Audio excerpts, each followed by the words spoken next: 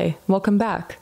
I have another ROLI patch that I made. It is a little bit more complex than the last one. I'm excited to show you guys. But first, I have a little anecdote. About 5 minutes ago, I was trying to get this thing set up, get my tripod set up for filming, and I just whacked myself in the lip. If my lip swells up in the middle of this, that's why. Anyway, let's check out this patch. So for this one, I have a sample that I actually made, my own. I recorded, it's a vocal sample. I recorded a choir for a horror film back in December 2019. I think it was November 2019. I recorded them doing some horror sounds. So that's what this is, and let me just solo it out.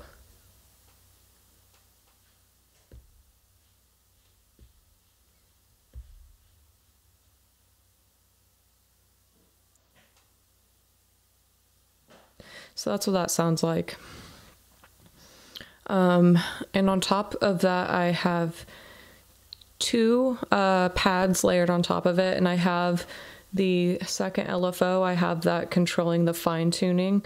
For the cinematic temple bells, it is just gradually going up a little bit, and for the crystal symphony pad, it's going down just a little bit. So that's going to create a little bit of tension and a little bit of thickness between these two. And as we know, I really like those thick patches.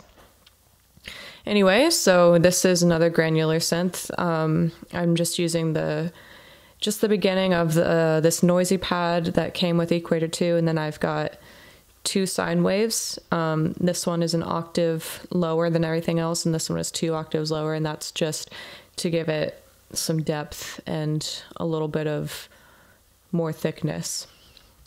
I have LFO1 controlling filter 1 cutoff, so as this is playing, you'll hear it just moving ever so slightly. There's some other things that are also going on that are quite interesting, if I do say so myself. So with press, that's going to kick up the drive in the second filter. And for the slide, it's going to turn up the bit crush and bit crusher blend. So I have the in my effects, I have reverb, bit crusher, and sample delay. So as I slide up on the ROLI, it's going to turn both of those parameters up. And strike again is just like velocity. Now, for this specific patch, I have macro 4, macro 5. That's the X and Y pad here.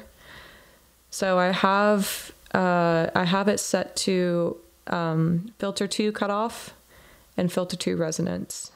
So as I move around on the X and Y pad, that's going to create just a little bit more texture. And then I have all of this on the lift. So what is all this doing? Source 1 level, I have it so that it's going to be turned all the way up, and then sources 2, 3, and 4 are going to be turned all the way down. So what that's going to do also, amp envelope release. So I'm turning up the release. So what that's going to do is it's going to cut out these 3 sources, basically, and it's just going to leave the sine waves and the creepy cluster, and it's going to last a little bit longer. So I wanted to create like a really cool eerie tail, but I didn't want that to be the thing for the entire time I'm using this patch. So it's only when I use the lift parameter. So let's see what this sounds like. So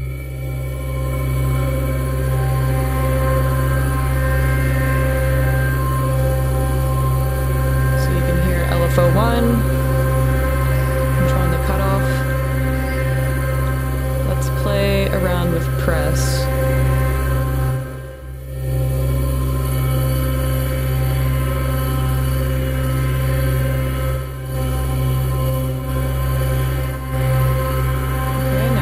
Play around with always slide. As I slide up, it's going to turn up the bit crusher.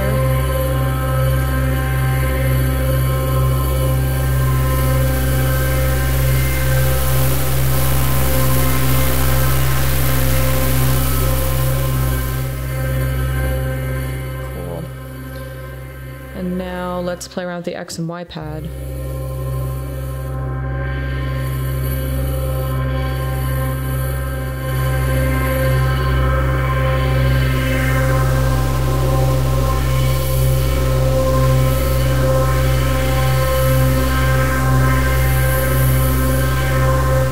you can see that in action if I go over here.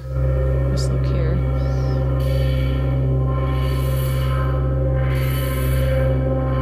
Is controlling cutoff on filter 2. Y is controlling resonance. Alright, cool. Now let's try out the lift.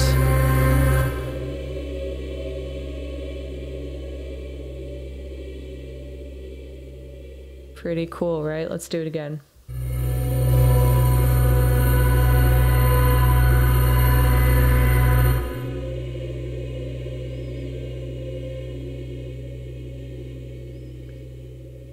Now let's see what it sounds like when we add the bit crusher back in.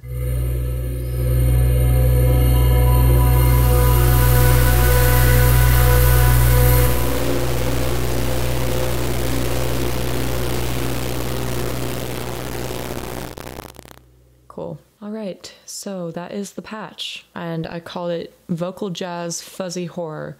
First of all, I'm really bad at naming things, but second of all, it was the Vocal Jazz Choir at TCU that I sampled, that I built this patch off of. Thanks for joining me. I hope my lip hasn't swelled up too much during this process. Pro tip, don't whack yourself in the face with a tripod. See you later.